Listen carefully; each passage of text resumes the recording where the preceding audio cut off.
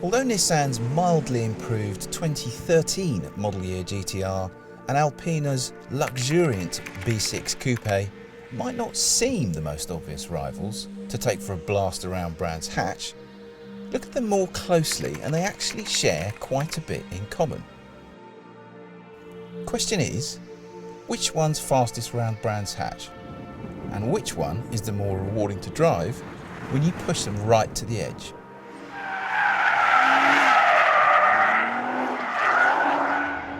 Well, there's not much that's changed on the 2013 model year GT-R. There are subtle differences, but they're all, once again, intended to make it go quicker.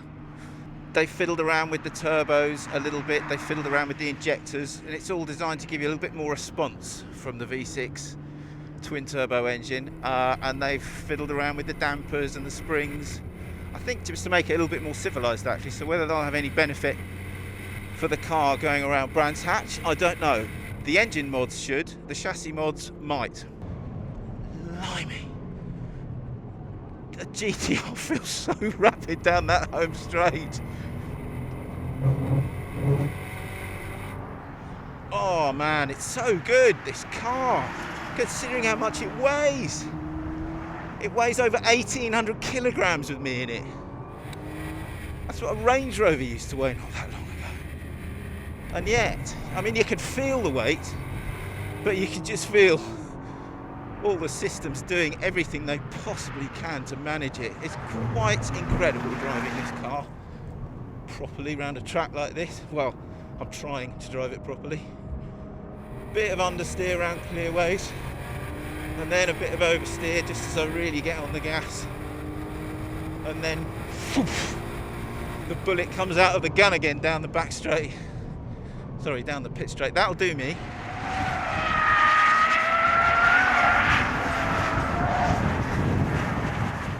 Right, now I'm going to try the B6 instead. Just see how it feels beside the Nissan, and immediately it feels like a bigger chariot. The brake pedal doesn't have as much bite when I go for it into paddock. The steering feels a little bit artificial. I'm not trusting the front end on this car as much as I could in the Nissan. It feels just as quick in a straight line though. I mean, the poke it has when you go down, come out of paddock and go down that hill. I've got everything turned off, so I'm having to be a little bit gentle with the throttle. Yeah, it just feels like a bigger, heavier, not necessarily cumbersome, but you've just got to wait that little bit longer for it to do what you want it to do.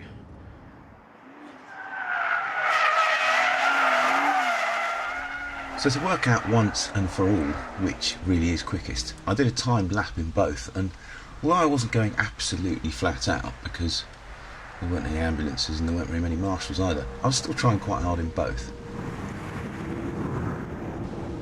So we go over the line, the watch starts, and immediately the first thing you notice is just how much better under brakes the GT-R is, and how much more grip it generates in the middle of paddock.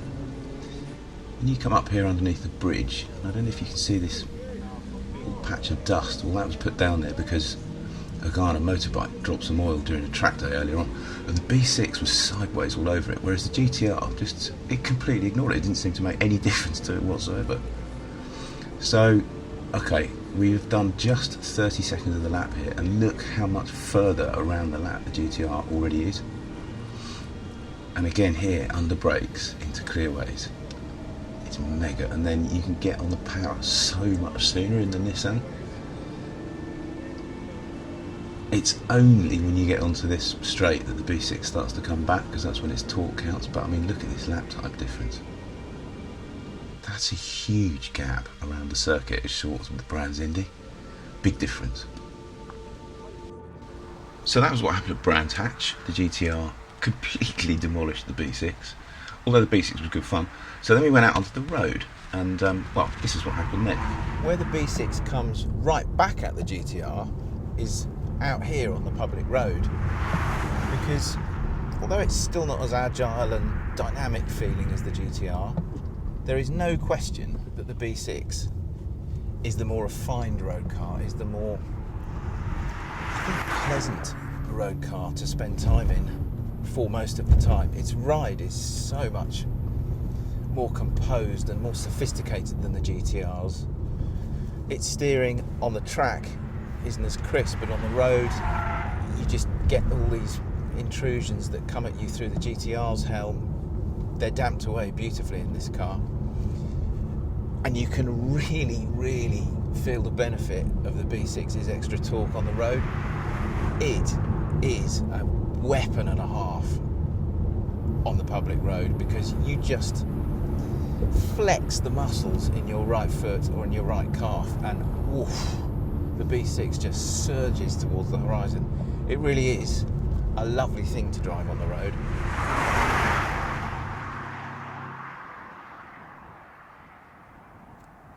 The GT-R, on the other hand, just feels so much busier and kind of more industrial the moment you climb into it. The seats just snap you into position that more. Everything just feels kind of beefier. And I don't know if you can hear this, but you get all these kind of really not very nice sounding clonks and thumps from the transaxle at the back.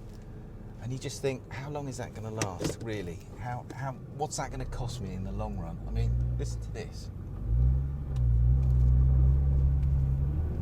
That's just pulling out of a T-junction in the GT-R, and it doesn't like that at all. You feel this kind of crunchy, grinding stuff going on at the back there. It's much better than it used to be, but there is still, I mean, what's that? What's going on there? It just sounds like bits of it are trying to fall off. They're not, but it's kind of how it sounds.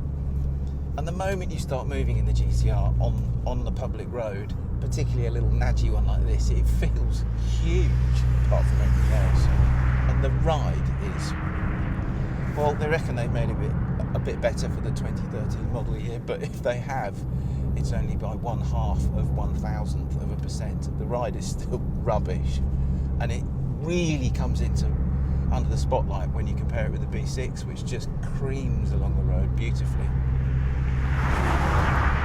Having said that, the GT-R on the right road, if your brain's in the right place, or better still, at somewhere like Brands Hatch, there is nothing to touch it. The B6 doesn't get anywhere near it where it really counts.